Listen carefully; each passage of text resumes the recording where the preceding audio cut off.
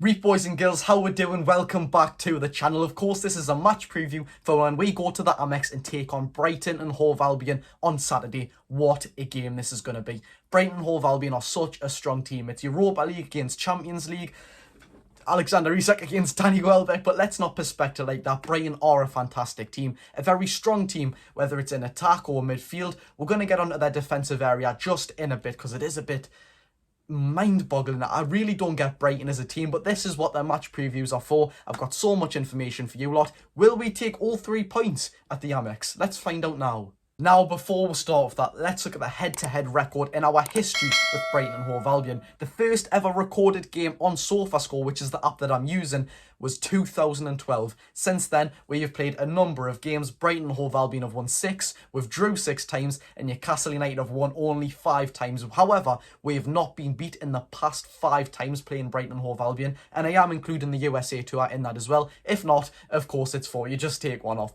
However, Brighton and Hove Albion have had a compound opposite start to Newcastle United this season. They've won 2 and lost 1. We've won 1 and lost 2. However, Brighton and Hove Albion, unbiasedly, they have had much easier opposition. That's not going out cryingly. They genuinely have had Wolves, Luton and West Ham United. 3 easy oppositions which you would expect them to win every single one, especially with having West Ham at home as well at the Amex. That is their fortress, as should every stadium be for the home team. But West Ham United dominated them that game, despite having very, very unfair stats as well. They had about, I can't exactly remember how much possession it was. I think it was like, off the top of my head, I'm guessing 22 or 33%, one of the two, and they had much less shots as well.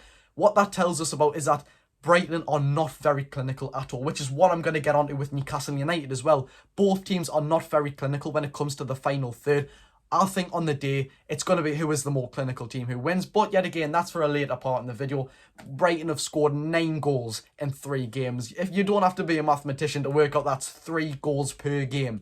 That is unbelievable. And that's especially with scoring 1 in the West Ham game as well. They scored 8 against Luton and Wolves combined, of course, 4 goals in each game. That is unbelievable. Our defence is going to have to lock up, and they can look to score a very, very large amount of goals as Sven Botman is not back from injury. And of course, I've got the stats written down. Against Luton Town, 27 shots with only 12 on target. And I know you might think this is how a football club works. Not every shot's going to be on target. Teams like Manchester City have shots on target. Let's bar that Erling Haaland penalty. The clinical teams, they are who wins games. Like Liverpool, that's how we lost. They were more clinical. They took the chances. We did not.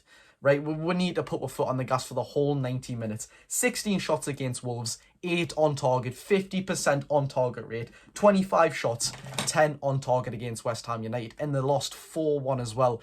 This just tells us Brighton are absolutely unbelievable at creating attacking chances, especially from one man, MITOMA. He's one to look out for. He's a burst of pace. He plays on the left-hand side, but God almighty, if he played on that right-hand side against Dan Burn, it would be a mountain to climb. That would be an unbelievable matchup, like Salah against Dan Burn was, although Dan Burn did keep him quite tidy as the rest of the team came over to help as well. But we've seen with even players like Anthony, who is not the most technically gifted player, but it's just players who have a bit of pace. Not only does MITOMA have a bit of pace, his end product, his dribbling is absolutely unbelievable. As we know, he has a PhD in dribbling as well. I mean, who knew that?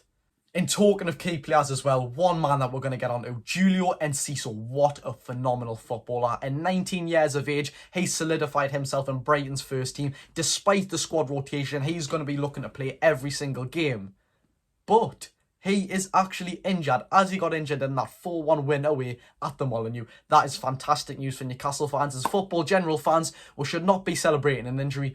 But that is fantastic news for Newcastle that he is out for this fixture because he would tear up our defence. He is a phenomenal player. He's got an absolute rocket on his foot, like we're seeing against Manchester City in that 1-1 draw, which solidified Brighton and Hove Albion European football. 2 other players I want us to watch out for is Estupiñán at the back and Solly March. Estupiñán can play as a left back, but we've also seen him going drifting at these attacking positions so many times, and he does it so oftenly. We need to watch out for him because he adds goals and assists to his game as well.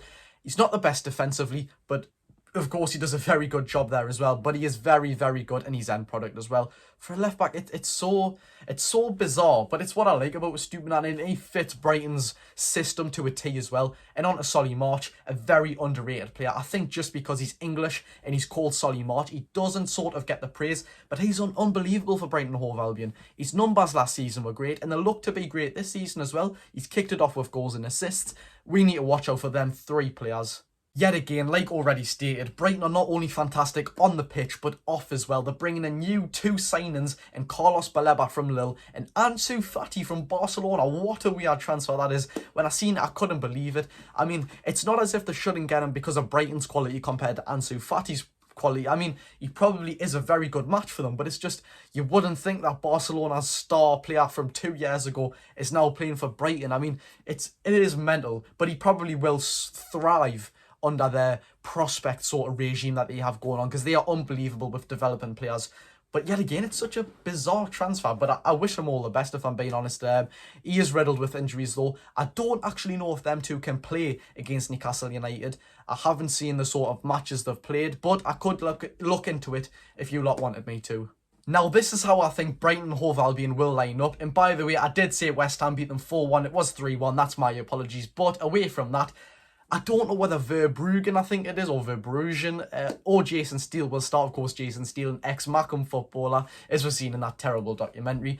But I don't actually know who will start. Jason Steele started for 2 games. Bearing in mind they have not kept a clean sheet in their 3 games overall, but he conceded 2 in those 2 games combined.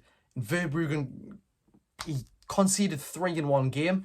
Yes, the shots were low as well. I don't know if it was his fault, but it does not look good on his goalkeeping stats either. So I would probably say Jason Steele would start, but with their rotation, anything could happen. Having rotation for a keeper is unbelievable, mind. But left back, of course, we're going to go Per versus Stupinan. What a player. The 2 centre-backs, Lewis Dunk and Adam Webster, were paired for the last 2 games, should I say, sorry. Lewis Dunk, of course, has played every single game since then. And right back, an ex-Magpie, James Milner. This is what I love about Brighton, right? Players like Danny Welbeck, James Milner, and just who we've touched upon, Jason Steele. These are 30-aged plus players. I thought their careers were going to an end, but Brighton is bringing the best out of them. What a football club they are, man. They have got some unbelievable behind-the-staff workers. But yet again, James Milner, right back, experience, quality, leader, 2 centre mids. I am going to go De Hood and Gilmore. To be fair, it's probably going to be either De Hood or Gilmore and Pascal Gross. Of course, Pascal Gross is the most preferred one in that midfield, the most solidified. He's played for them for a very long time. He's been the captain a very long time, penalty taker. He is unbelievable. I mean, João Pedro takes penalties, which we'll get on into a second. But yes, he's solidified himself 100%. Then either De Hood or Gilmore. Gilmore, an exciting prospect. And De Hood was very, very dirty against us in pre-season. Personally, I think he should have got 2 yellow cards. He got 1, I do believe, if I can remember. But he was a very dirty player against us. On the left-hand side, of course, Karim Mitoma. We really need to watch out for him. In number 10 position, there can be a number of players. The exact same with striker as well. So we're going to touch upon them too last. On the right-hand side, I am going to go Solly March. Now, with Julian Ciso being out, there's loads of combinations between Cam and striker. Cam or number 10, central attacking midfielder, centre forward, whatever you want to call it. We've got so many options, either João Pedro or Welbeck, but even more options on the striker. I've got João Pedro, Welbeck, an exciting prospect, the Irish Haaland, Evan Ferguson. He's an unbelievable footballer as well. Doing what he's doing at his age, he could reach the very top. I'm not even joking. He could be a fantastic footballer. But that is how I think Brighton will line up. If you're a Brighton fan, let me know how you think you will actually line up against us. And then finally, for opposition's fans, we'll quickly touch upon Newcastle United. Despite having a ropey back end to the start of the season, 1-1, lost 2. In my opinion, that 1-0 loss to Man City was nothing to be ashamed of. 1-0 to the treble winners in their backyard. We should really be proud of that. We kept Haaland quiet for the most of the game. He did have a few chances towards the end. Man City played unbelievable. Kovacic, Phil Foden ran that game and were only conceded 1. It's not what you want to look upon, but when you're playing teams like that, you've just got to be proud. And we'll move on to the next season and we should get closer and closer and closer. Hopefully we'll go next season and we even get a draw. Then we'll bounce back and we'll get closer. We'll score goals. We'll go for a win. And then against Liverpool. Liverpool were the clinical team in that game. They had 2 chances at the end. They scored them both. It's our own fault. We took the gas off the pedal. We've got no one to blame but ourselves. In my opinion, a bit of arrogance, actually. Yes, that's the word I'm using, arrogance. I think the thought that there was 10 men for Liverpool. They were battering the game, as they were as well before they got the man actually sent off. They were playing better with 10 men. I thought Newcastle just wanted to sit back and just say, well, we've won this game. We've got 50,000 Geordies behind us. The atmosphere's class. We're already beating them. And yet again, they just took the foot off the gas. I don't know what they were doing, but it's their own fault. They'll not do that again. They'll pick their heads up. They know they are top-class players. They will not let that happen again. And one man, which I think could cause Brighton and Hove Albion many, many problems. Actually, I'm going to pick up on 3. 1, despite the poor performance in the back end of that game, Mr. Anthony Gordon took his goal very well. He was harassing Trent all game. And talking of harassing, Sandro Tonali in midfield. What a footballer, man. Harassing, chasing every single player down. Defensive duties, attacking duties, moving on to that right wing hand side, getting balls into the box, tackle. He's such a complete footballer. Them two are fantastic in my opinion. 2 of the first names on the sheet now. I know Anthony Gordon's probably less of a first team on the sheet because we've got Harvey Barnes, Jacob Murphy who can play on that wing as well, Elliot Anderson. Of course, he's not really getting the other first team at the minute. And even if he was, he'd be playing in centre mid. It's definitely his more preferred position. But the last one, what a footballer. Give me a striker from Sweden. Alexander Isak, a phenomenal footballer. It's 6'4". You wouldn't think he dribbles the way he does, but he does. His shot on him is fantastic. He takes penalties. He is so good. I think he can cause Webster and Dunk so many problems just because of his pace and dribbling ability. I don't think they'll be able to catch up. Physicality-wise, they will match him. He is a strong lad for being pretty skinny. But them two, they are built like bricks. It's the big 2 Brighton lads at the back. Lewis Dunk's played them for a long time. He's got the experience and the know-how, the willpower.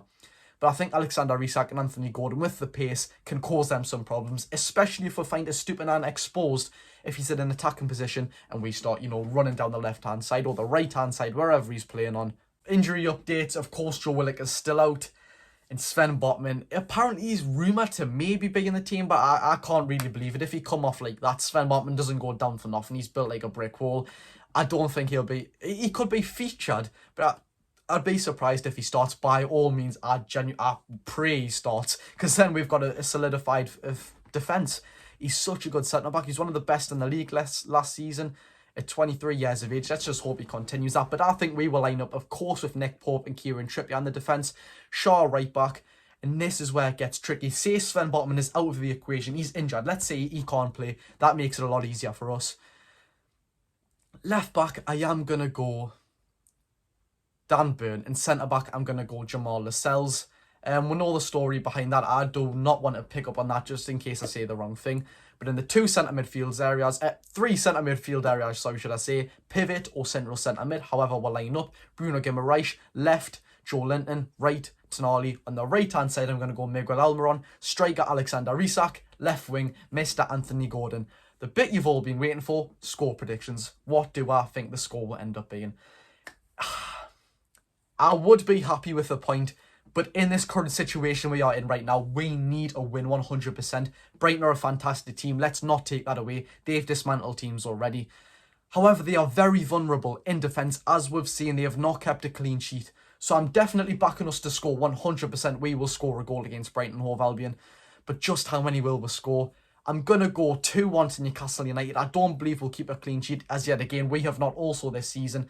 We seem to be allergic to. I haven't kept a clean sheet in a very long time in the Premier League. Of course, against Leicester City, etc. But apart from that, we didn't keep on for like 19 games or something. So I'm going to go Newcastle 2, Brighton Hove Albion 1. If you've made it this far, let me know how confident you are for this game and what is your score prediction. Thank you very much for watching. See you later, lads.